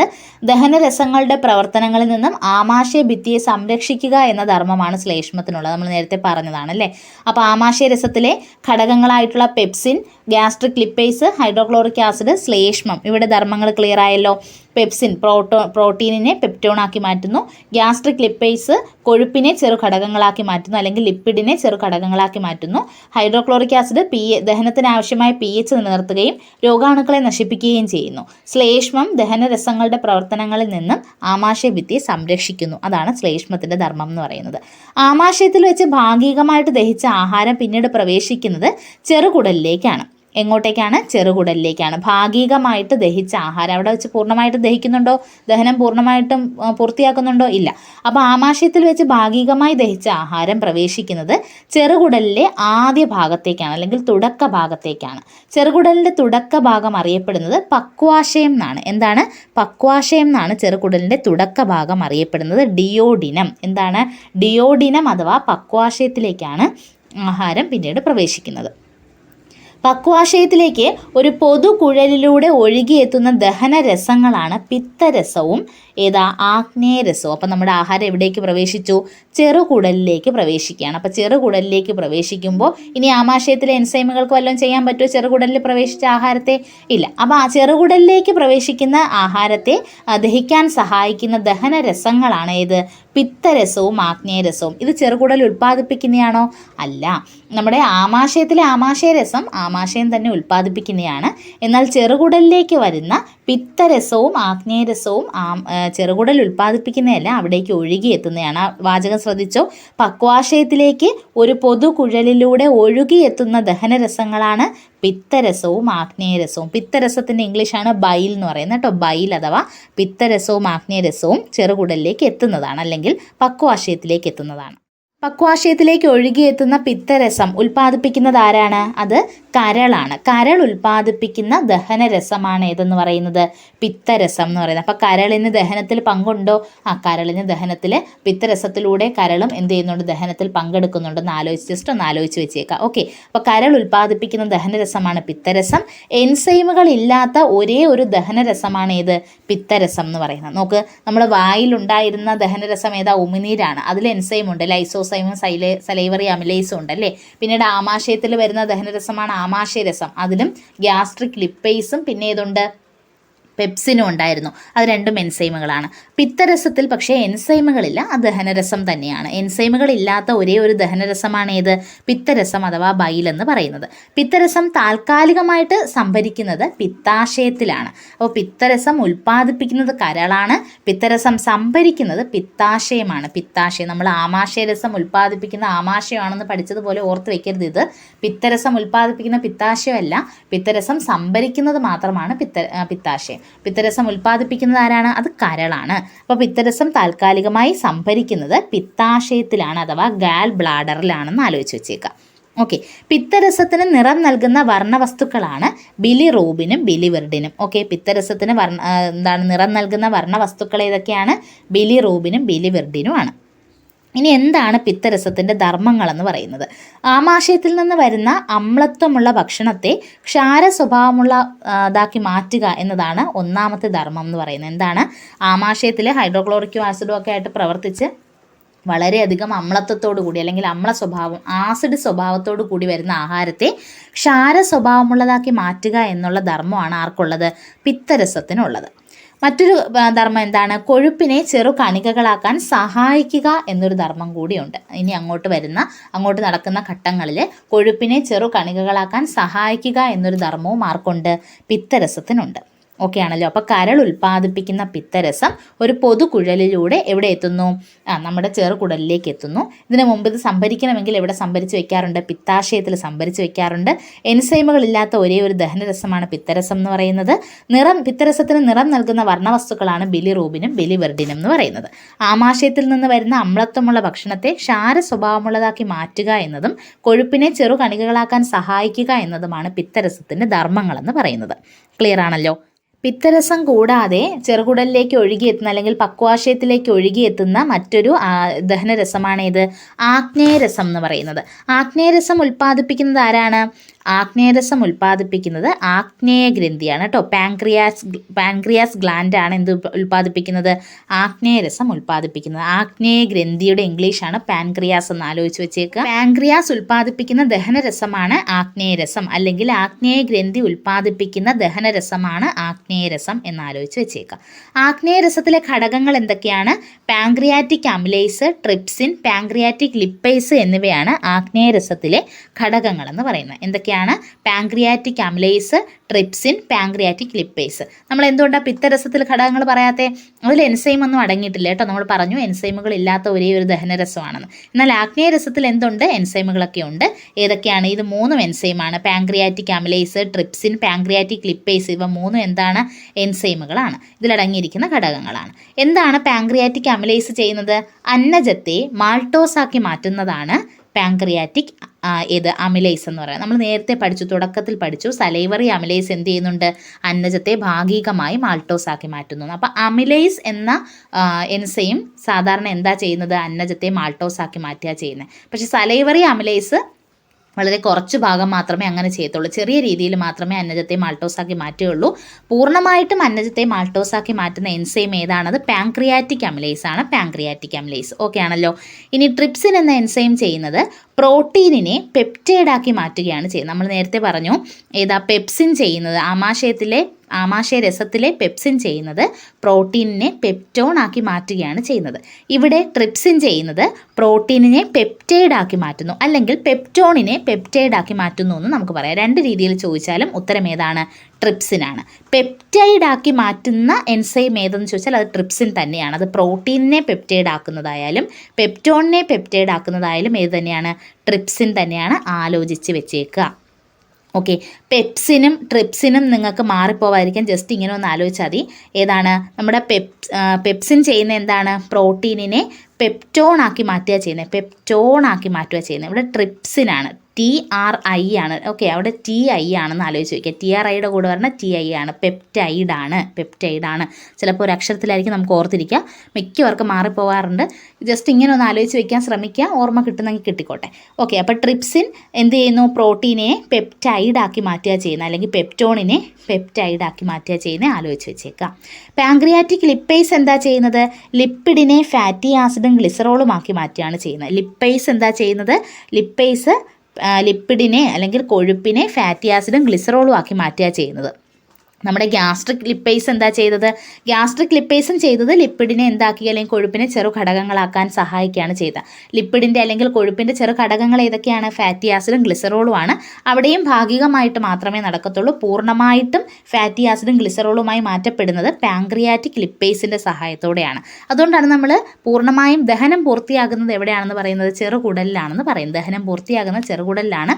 പക്ഷെ നമ്മളെപ്പോഴും ദഹനത്തിൻ്റെ ഘട്ടങ്ങൾ പറയുമ്പോൾ വൻകുടലിനെ കൂടി ഉൾപ്പെടുത്താറുണ്ട്. അവിടെ പറയുന്നത് കാര്യം ജലത്തെയൊക്കെ ആഗിരണം ചെയ്യുന്ന വൻകുടലിൽ വെച്ചാണ്. പക്ഷെ ദഹനം എന്ത് ചെയ്യുന്നുണ്ട്? ചെറുകുടലിൽ വെച്ച് തന്നെ പൂർത്തിയാകുന്നുണ്ട്. ദഹനം ആരംഭിക്കുന്നത് വായിൽ നിന്നും പൂർത്തിയാകുന്നത് ചെറുകുടലിൽ വെച്ചുമാണെന്ന് ആലോചിച്ച് വെച്ചേക്കുക. ഓക്കെ, അപ്പോൾ ആഗ്നേയ രസം എന്ത് ചെയ്യുന്നുണ്ട്? പാങ്ക്രിയാസ് ഗ്രന്ഥിയാണ് ഉൽപ്പാദിപ്പിക്കുന്നത്, അല്ലെങ്കിൽ ആഗ്നേയ ഗ്രന്ഥിയാണ് ഉൽപ്പാദിപ്പിക്കുന്നത്. ഇതിലെ ഘടകങ്ങൾ പാങ്ക്രിയാറ്റിക് അമ്ലേസ്, ട്രിപ്സിൻ, പാങ്ക്രിയാറ്റിക് ലിപ്പേസ് എന്നിവയാണ്. പാങ്ക്രിയാറ്റിക് അമ്ലേസ് അന്നജത്തെ മാൾട്ടോസ് ആക്കി മാറ്റുന്നു. ട്രിപ്സിൻ പെപ്റ്റോണിനെ പെപ്റ്റൈഡ് ആക്കി മാറ്റുന്നു. പാങ്ക്രിയാറ്റിക് ലിപ്പേസ് ലിപ്പിഡ്സിനെ ഫാറ്റി ആസിഡും ഗ്ലിസറോളും ആക്കി മാറ്റുന്നു. ലിപ്പിഡ്സ് എന്താണ്? കൊഴുപ്പാണ്. കൊഴുപ്പിനെ ഫാറ്റി ആസിഡും ഗ്ലിസറോളും ആക്കി മാറ്റുന്ന ആരാണ്? പാങ്ക്രിയാറ്റിക് ലിപ്പേസ് ആണ്. ക്ലിയർ ആയല്ലോ? ചെറുകുടലിൻ്റെ ആദ്യ ഭാഗമായിട്ടുള്ള പക്വാശയത്തിലേക്ക് ആഹാരപദാർത്ഥങ്ങൾ എത്തിച്ചേരുമ്പോൾ സംഭവിക്കുന്ന കാര്യങ്ങൾ പറഞ്ഞു. ഇനി ആഹാരത്തിൻ്റെ ദഹനം പൂർണ്ണമാകുന്നത് എവിടെ വെച്ചിട്ടാണ്? ചെറുകുടലിൽ വെച്ചിട്ടാണെന്ന് പറഞ്ഞു. ആഹാരത്തിൻ്റെ ദഹനം പൂർണ്ണമാകുന്നത് എവിടെയാണ്? ചെറുകുടലിലാണ്. അതുപോലെ ആഗിരണം ആരംഭിക്കുന്ന ഭാഗം എവിടെയാണെന്ന് ചോദിച്ചാലും എവിടെയാണ്? ചെറുകുടലാണ്. ആഹാരത്തിൻ്റെ ആഗിരണം, ശരീരത്തിലേക്കുള്ള ആഗിരണം ആരംഭിക്കുന്നത് എവിടെ വെച്ചാണ്? ചെറുകുടലിൽ വെച്ചാണ്. നമ്മൾ നേരത്തെ പറഞ്ഞിരുന്നു, നമ്മുടെ ശരീരത്തിലേക്ക് ആഹാരം എത്തുമ്പോഴുള്ള ഘട്ടങ്ങൾ എന്തൊക്കെയാണെന്ന് പറഞ്ഞു. ആഹാര സ്വീകരണത്തിന് ശേഷം എന്ത് നടക്കും? ദഹനം നടക്കും, അല്ലേ? ദഹനത്തിന് ശേഷം നടക്കുന്ന പ്രക്രിയയാണ് ആഗിരണം എന്ന് പറയുന്നത്. അപ്പോൾ ആഹാരത്തിൻ്റെ ദഹനം പൂർത്തിയാകുന്നതും ആഗിരണം ആരംഭിക്കുന്നതുമായ ഭാഗം ഏതാണെന്ന് ചോദിച്ചാൽ ഏതാണത്? ചെറുകുടലാണ്. ആഗിരണത്തിന് ശേഷം സ്വാംശീകരണമൊക്കെ ഉണ്ട്, അത് നമ്മൾ പറഞ്ഞതാണ്. ഓക്കെ, അപ്പോൾ ആഹാരത്തിൻ്റെ ദഹനം പൂർണ്ണമാകുന്നത് എവിടെ വെച്ചിട്ടാണെന്ന് ചോദിച്ചാൽ എവിടെയാണ്? അത് ചെറുകുടലിൽ വെച്ചിട്ടാണ്. ആഹാരത്തിൻ്റെ ആഗിരണം ആരംഭിക്കുന്നത് എവിടെ വെച്ചിട്ടാണെന്ന് വെച്ചാൽ അത് ചെറുകുടലിൽ വെച്ചിട്ടാണ്. ഓക്കെ, ഉദരാശയത്തിൽ അനേകം മടക്കുകളായിട്ട് ചുറ്റി വളഞ്ഞിട്ടാണ് ചെറുകുടൽ കാണപ്പെടുന്നത്. ഉദരാശയത്തിൽ എന്തായിട്ടാണ്? അനേകം ചുറ്റി വളഞ്ഞ് മടക്കുകളായിട്ടാണ് കാണപ്പെടുന്നത്. ഏകദേശം 6 മുതൽ 7 മീറ്റർ വരെയാണ് ചെറുകുടലിൻ്റെ നീളം. ഒന്ന് ആലോചിച്ച് നോക്കൂ, നമ്മുടെ ശരീരത്തിനകത്ത് എന്താണ്? ചെറുകുടൽ എന്ന പേരാണല്ലേ. 6 മുതൽ 7 മീറ്ററാണ് ഇതിൻ്റെ നീളം. 6 മുതൽ 7 മീറ്ററാണ് ഇതിൻ്റെ നീളം എന്ന് പറയുന്നത്. ഏതിൻ്റെ? ചെറുകുടലിൻ്റെ നീളം. അപ്പോൾ ചെറുകുടൽ, വൻകുടൽ എന്ന് കേൾക്കുമ്പോൾ നീളം കൂടുതൽ ഏതിനാണ്? ചെറുകുടലിനാണ് കേട്ടോ. വൻകുടൽ പേരിൽ വലുതാണെങ്കിലും നീളം കുറവാണെന്ന് ആലോചിച്ച് വെച്ചേക്കുക കേട്ടോ. അപ്പോൾ ചെറുകുടലിൻ്റെ നീളം എത്രയാണ്? 6 മുതൽ 7 മീറ്റർ വരെയാണ്. ഇതിന് 3 ഭാഗങ്ങളാണുള്ളതെന്ന് പറഞ്ഞായിരുന്നു. അതിൽ ആദ്യ ഭാഗമാണ് പക്വാശയം അല്ലെങ്കിൽ ഡിയോഡിനോ എന്ന് പറഞ്ഞു. ബാക്കിയുള്ള 2 ഭാഗങ്ങൾ ഏതൊക്കെയാണ്? ജെജിനം, ഇലിയം എന്നിവയാണ് കേട്ടോ. ജെജിനം, ഇലിയം എന്നിവയാണ്. അപ്പോൾ ഡിയോഡിനം, ജെജിനം, ഇലിയം എന്നിവയാണ് എന്തിൻ്റെ ഭാഗം? ചെറുകുടലിൻ്റെ ഭാഗം. ഡിയോഡിനോ ആണ് പക്വാശയം എന്ന് ആലോചിച്ച് വെച്ചേക്കുക കേട്ടോ. ബാക്കി ജെജിനോ, ഇലിയോ ഒക്കെ ഇതേ ടേം തന്നെയാണ്, മലയാളത്തിലും ഇതേ ടേം തന്നെയാണ് ഉപയോഗിക്കുന്നത്. അപ്പോൾ ഡിയോഡിനം, പക്വാശയം, ജെജിനം, ഇലിയം എന്നിവയാണ് എന്തിൻ്റെ ഭാഗങ്ങൾ? ചെറുകുടലിൻ്റെ ഭാഗങ്ങൾ. തുടക്ക ഭാഗം ഏതാണെന്ന് വെച്ചാൽ അത് ഡിയോഡിനോ ആണ്. ഡിയോഡിനത്തിൻ്റെ നീളം എന്ന് പറയുന്നത് 45 സെൻറ്റിമീറ്റർ മാത്രമാണ്. 45 സെൻറ്റിമീറ്റർ മാത്രമേ ഉള്ളൂ എന്ത്? ഡിയോഡിനം എന്ന് പറയുന്നത്. തുടക്ക ഭാഗം വളരെ ചെറുതാണെന്ന് ആലോചിച്ച് വെച്ചേക്കുക. 45 സെൻറ്റിമീറ്റർ ആണ്. ജെജിനത്തിൻ്റെ നീളം, ഏകദേശം നീളം പറയുന്നത് 2.5 മീറ്റർ ആണ് കേട്ടോ. ജെജിനത്തിൻ്റെ ഏകദേശം നീളം എത്രയാണ് പറയുന്നത്? 2.5 മീറ്റർ ആണ്. ഇലിയത്തിൻ്റെ നീളം എന്ന് പറയുന്നത് 3.5 മീറ്റർ ആണ്. അപ്പോൾ ചെറുകുടലിൻ്റെ ഏറ്റവും വലിയ ഭാഗം ഏതാണെന്ന് വെച്ചാൽ അത് ഇലിയമാണ്. വലുത് ഇലിയം, വലിയ ഭാഗം ഇലിയം, വലിയ ഭാഗം ഇലിയം, അങ്ങനെ ആലോചിച്ചാൽ മതി. അപ്പോൾ ചെറുകുടലിൻ്റെ ഏറ്റവും വലിയ ഭാഗം ഇലിയമാണ്, ഏറ്റവും ചെറിയ ഭാഗം ഡിയോഡിനം അല്ലെങ്കിൽ ഏറ്റവും തുടക്ക ഭാഗം ഏതാണ്? ഡിയോഡിനം ആണ്. അപ്പോൾ ജസ്റ്റ് ഇതിൻ്റെയൊക്കെ നീളം ഒന്ന് ഓർത്ത് വെച്ചിരുന്നാൽ മതി. എല്ലാം പഠിക്കണമെന്നില്ല, പക്ഷേ ഡിഗ്രി ലെവൽ എക്സാമിനൊക്കെ പ്രിപ്പയർ ചെയ്യുന്നവർ പറയുന്ന കാര്യങ്ങളെല്ലാം കൃത്യമായിട്ടും പഠിച്ചു വയ്ക്കണം, ബാക്കിയുള്ളവരത് മനസ്സിലാക്കി വയ്ക്കുക. അപ്പോൾ ഡിയോഡിനം തുടക്ക ഭാഗമാണ്, ജെജിനം, ഇലിയം എന്നീ ഭാഗങ്ങളും കൂടി ചെറുകുടലിനുണ്ടെന്ന് മനസ്സിലായി. ചെറുകുടലിലെ ഗ്രന്ഥികൾ പുറപ്പെടുവിക്കുന്ന ദഹനരസമാണ് ആന്ത്രരസം. അപ്പോൾ നമ്മുടെ ദഹന പ്രക്രിയയുടെ ഭാഗമായിട്ട് വരുന്ന ഓരോ ഘട്ടങ്ങളിലും ദഹനരസങ്ങൾ പുറപ്പെടുവിക്കുന്നുണ്ടെന്ന് ആലോചിച്ച് വെച്ചേക്കാം. വായിൽ ഉൽപ്പാദിപ്പിക്കുന്ന ദഹനരസമാണ് ഉമിനീർ, പിന്നെ ആമാശയത്തിലാണെങ്കിൽ ആമാശയരസം, പിന്നെ ഏതാണ് നമ്മുടെ ആമാശയത്തിൽ നിന്ന് ചെറുകുടലിലേക്ക് വരുന്ന ഭാഗത്ത് പിത്തരസവും വരുന്നുണ്ട്, പിന്നെ ഏതും വരുന്നുണ്ട്? ആഗ്നേയരസവും വരുന്നുണ്ട്. അതിനുശേഷം ചെറുകുടലിനുള്ളിലേക്ക് പ്രവേശിച്ചു കഴിഞ്ഞിട്ട് ചെറുകുടലിലെ ഗ്രന്ഥികൾ പുറപ്പെടുവിക്കുന്നതാണ് ഏത്? ആന്ത്രരസം എന്ന് പറയുന്നത്. അപ്പോൾ ഇതെല്ലാം ദഹനരസങ്ങളാണെന്ന് ആലോചിച്ച് വെച്ചേക്കാം. ഇതിൽ പിത്തരസത്തിന് മാത്രമുള്ള പ്രത്യേകത എന്താ? എൻസൈമുകൾ ഇല്ലാത്ത ദഹനരസമാണ് ഏതെന്ന് പറയുന്നത്? പിത്തരസം എന്ന് പറയുന്നത്. ഓക്കെ, അപ്പോൾ നമുക്ക് ഇവിടുത്തെ കാര്യം നോക്കാം. ചെറുകുടലിലെ ഗ്രന്ഥികൾ പുറപ്പെടുവിക്കുന്ന ദഹനരസമാണ് ആന്ത്രരസം എന്ന് പറയുന്നത്. ഏതാണ്? ആന്ത്രരസം.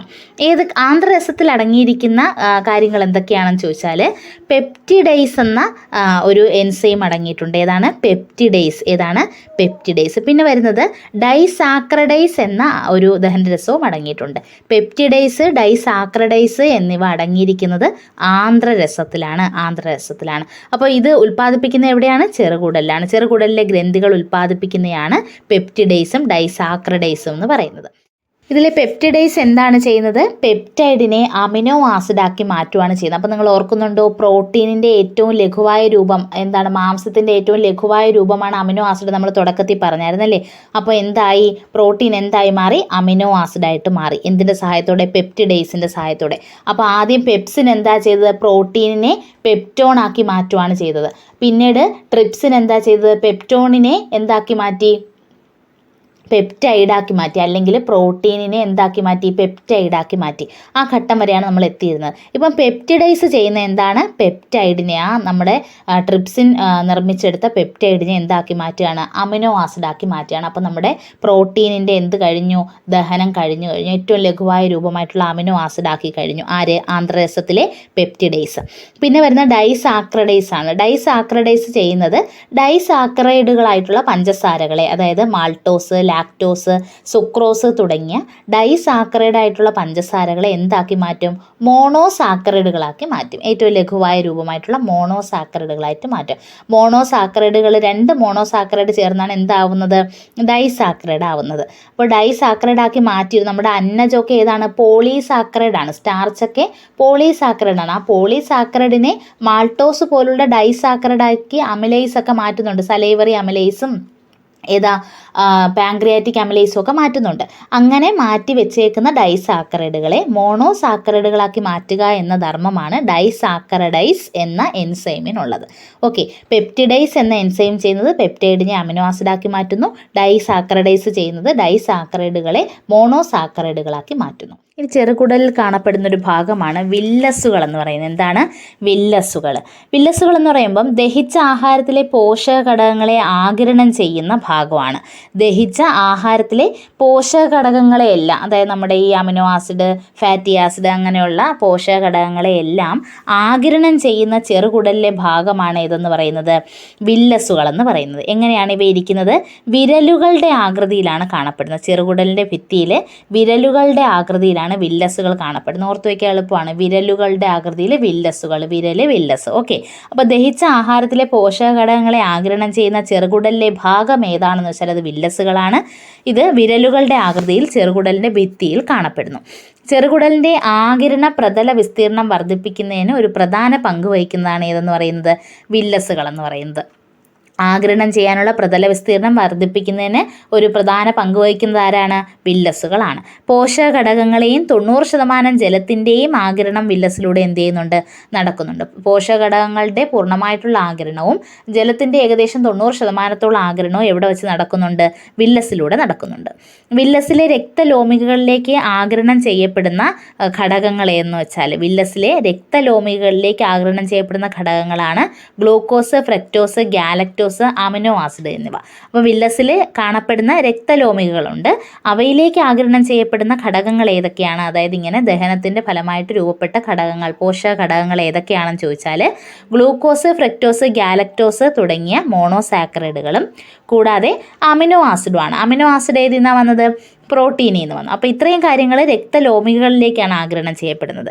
എന്നാൽ ലാക്റ്റിയൽസിലേക്ക് ആഗിരണം ചെയ്യപ്പെടുന്ന ഘടകങ്ങൾ ഏതൊക്കെയാണെന്ന് വെച്ചാൽ അത് ഫാറ്റി ആസിഡും ഗ്ലിസറോളുമാണ്. അതായത് നമ്മുടെ കൊഴുപ്പ് വിഘടിച്ച് വന്നിട്ടുള്ള ഫാറ്റി ആസിഡും ഗ്ലിസറോളും ആഗിരണം ചെയ്യപ്പെടുന്ന എവിടേക്കാണ്? ലാക്റ്റിയലുകളിലേക്കും. രക്തലോമികളിലേക്ക് ആഗിരണം ചെയ്യപ്പെടുന്നത് glucose, fructose, galactose, amino acid എന്നിവയാണ്. ചെറുകുടലിലെ ദഹനം പൂർത്തിയായ ശേഷം ആഹാരം എന്ത് ചെയ്യുന്നു? ആഗിരണം ചെയ്യപ്പെടുന്നു. ആഗിരണത്തിന് ശേഷമുള്ള ദഹനാവശിഷ്ടങ്ങൾ പിന്നീട് എത്തിച്ചേരുന്നത് എവിടെയാണ്? വൻകുടലിലേക്കാണ്. ആഗിരണത്തിന് ശേഷമുള്ള ദഹനാവശിഷ്ടങ്ങൾ പിന്നീട് എത്തിച്ചേരുന്നത് എവിടേക്കാണ്? വൻകുടലിലേക്കാണ്. വൻകുടലിൻ്റെ ഏകദേശ നീളം എന്ന് പറയുന്നത് 1.5 മീറ്റർ ആണ്. അപ്പോൾ നമ്മൾ നേരത്തെ ചെറുകുടലിൻ്റെ ഏകദേശ നീളം 6 മുതൽ 7 മീറ്റർ ആണെന്ന് പറഞ്ഞു. ചെറുകുടലാണ് നീളം കൂടുതലെന്നും പറഞ്ഞു അല്ലേ? വൻകുടലിൻ്റെ നീളം എന്ന് പറയുന്നത് ഏകദേശം 1.5 മീറ്റർ മാത്രമാണ്. വൻകുടലിനും ചെറുകുടലിനെ പോലെ തന്നെ 3 ഭാഗങ്ങളുണ്ട്. നമ്മൾ ചെറുകുടലിൻ്റെ ഭാഗങ്ങൾ ഡിയോഡിനം, ജെജിനം, ഇലിയം എന്നിങ്ങനെ പറഞ്ഞായിരുന്നു. ഡിയോഡിനത്തിന് മറ്റൊരു പേര് പക്വാശയം എന്നും പറഞ്ഞിരുന്നേ. മലയാളം ടൈം പക്വാശയം എന്നാണെന്ന് പറഞ്ഞിരുന്നു. അപ്പോൾ വൻകുടലിനും ഇവിടെ 3 ഭാഗങ്ങളാണുള്ളത്. ഏതൊക്കെയാണെന്ന് വെച്ചാൽ കോളൻ, റെക്റ്റം, സീക്കം എന്നിവയാണ്. വൻകുടലിൻ്റെ 3 ഭാഗങ്ങൾ ഏതൊക്കെയാണ്? കോളൻ, റെക്റ്റം, സീക്കം എന്നിങ്ങനെയാണ്. ഇതിൽ ഏറ്റവും വലിയ ഭാഗം, വൻകുടലിലെ ഏറ്റവും വലിയ ഭാഗം ചോദിച്ചാൽ അത് കോളനാണ്. ഓക്കെ, വൻകുടലിലെ ഏറ്റവും വലിയ ഭാഗം ഏതാണ്? കോളനാണ്. അപ്പം ദഹനാവശിഷ്ടത്തിൽ നിന്നുള്ള ജലമൊക്കെ ആഗിരണം ചെയ്യുന്നത് എവിടെ വെച്ചിട്ടാണ്? നമ്മുടെ വൻകുടലിൽ വെച്ചിട്ടാണ്. ജലം 90% ചെറുകുടലിൽ ആഗിരണം ചെയ്യപ്പെടും. എന്നാൽ ദഹനാവശിഷ്ടത്തിൽ വീണ്ടും ജലം അവശേഷിക്കുന്നുണ്ടെങ്കിൽ അതിൻ്റെ ആഗിരണം നടക്കുന്നത് എവിടെയാണ്? അത് വൻകുടലിൽ വെച്ചാണ്. കൂടാതെ വിറ്റാമിൻ കെയുടെ ആഗിരണം നടക്കുന്നത് എവിടെ വെച്ചിട്ടാണ്? വൻകുടലിൽ വെച്ചിട്ടാണ് കേട്ടോ. വിറ്റാമിൻ കെയുടെ ആഗിരണമാണ്. ആഗിരണം നിങ്ങളപ്പോഴേ ദഹനം പൂർത്തിയാവുന്ന വൻകുടലില്ലേ എന്ന് ചിന്തിക്കരുത്. ദഹനമൊക്കെ ചെറുകുടലിൽ പൂർത്തിയായി. അടുത്ത പ്രക്രിയയായിട്ടുള്ള ആഗിരണം എന്ന പ്രോസസ്സാണ് എവിടെ നടക്കുന്നത്? വൻകുടലിൽ നടക്കുന്നത്. വിറ്റാമിൻ കെയുടെ ആഗിരണം എവിടെ വെച്ച് നടക്കുന്നു? വൻകുടലിൽ വെച്ച് നടക്കുന്നു. വൻകുടലിലെ ഉപയോഗശൂന്യമായിട്ടുള്ള ഒരു അവയവമാണ് വെർമിഫോം അപ്പൻഡിക്സ് എന്ന് പറയുന്നത്. നമ്മുടെ ശരീരത്തിൽ, മനുഷ്യ ശരീരത്തിൽ വൻകുടലിൽ ഉപയോഗശൂന്യമായിട്ട് ഒരു അവയവമുണ്ട്. നമ്മുടെ ശരീരത്തിലെ ഓരോ അവയവങ്ങൾക്കും എന്തെങ്കിലും ഒരു അവയവം നമ്മുടെ ശരീരത്തിലുള്ളതിനൊരു കാരണം ഉണ്ടാവും. പക്ഷേ വൻകുടലിൽ കാണപ്പെടുന്ന നമുക്ക് ഉപയോഗശൂന്യമായിട്ടുള്ളൊരു അവയവമാണ് വെർമിഫോം അപ്പൻഡിക്സ് എന്ന് പറയുന്നത്. ഏതാണ്? Vermiform appendix. നമ്മൾ സ്ഥിരമായിട്ട് കേൾക്കുന്ന ഒരു ടേമാണ് അപ്പൻഡിക്സ് എന്ന് പറയുന്നത്. ചിലർക്ക് അപ്പൻഡിക്സ് ബാധിച്ചു എന്നൊക്കെ പറഞ്ഞു കേൾക്കാം അല്ലേ? അപ്പോൾ ഉപയോഗശൂന്യമായിട്ടുള്ള അവയവമാണ് ഇത് വെർമിഫോം അപ്പൻഡിക്സ് എന്ന് പറയുന്നത്. ഇതിനെ ബാധിക്കുന്ന രോഗത്തെ പറയുന്നത് അപ്പൻഡിസൈറ്റിസ് എന്നാണ്. എന്താണ്? അപ്പൻഡിസൈറ്റിസ്. വെർമിഫോം അപ്പൻഡിക്സിനെ ബാധിക്കുന്ന ഒരു രോഗമാണ് അപ്പൻഡിസൈറ്റിസ് എന്ന് പറയുന്നത്. ഇത് ബാധിച്ചാൽ നമുക്കത് നീക്കം ചെയ്യുക അല്ലാതെ വേറെ മാർഗ്ഗമൊന്നുമില്ല. ആ നീക്കം ചെയ്യുന്ന ശസ്ത്രക്രിയയാണ് അപ്പൻഡെക്ടമി എന്ന് പറയുന്നത്. ഏതാണ്? അപ്പൻഡെക്ടമി. അപ്പോൾ ജസ്റ്റ് വൻകുടലുമായിട്ട് ബന്ധപ്പെട്ട് ഇത്രയും കാര്യങ്ങളും കൂടെ ഒന്ന് ആലോചിച്ച് വെച്ചേക്കാം. വൻകുടലിലെ ഉപയോഗശൂന്യമായ അവയവമാണ് വെർമിഫോം അപ്പൻഡിക്സ്. ഇതിനെ ബാധിക്കുന്ന രോഗാവസ്ഥയാണ് അപ്പൻഡിസൈറ്റിസ്. വെർമിഫോം അപ്പൻഡിക്സ് നീക്കം ചെയ്യുന്ന ശസ്ത്രക്രിയയാണ് അപ്പൻഡെക്ടമി എന്ന് ആലോചിച്ച് വെച്ചേക്കാം. അപ്പോൾ ഇത്രയും കാര്യങ്ങളാണ് നമ്മുടെ ദഹന വ്യവസ്ഥ എന്ന ടോപ്പിക്കുമായിട്ട് ബന്ധപ്പെട്ട് നമുക്ക് പഠിക്കാനുള്ളത്. പറഞ്ഞ കാര്യങ്ങൾ ഞാൻ ക്ലിയർ ആയെന്ന് കരുതുന്നു. എന്തെങ്കിലും സംശയങ്ങളുണ്ടെങ്കിൽ കമൻറ്റ് ബോക്സിലൂടെ ചോദിക്കുക. ക്ലാസ് ഇഷ്ടപ്പെട്ടെന്ന് കരുതുന്നു. ഇതുവരെയും ഈ ചാനൽ സബ്സ്ക്രൈബ് ചെയ്യാതെ ക്ലാസ്സുകൾ കാണുന്നവരുണ്ടെങ്കിൽ ദയവായി ചാനൽ സബ്സ്ക്രൈബ് ചെയ്ത് സപ്പോർട്ട് ചെയ്യുക. താങ്ക്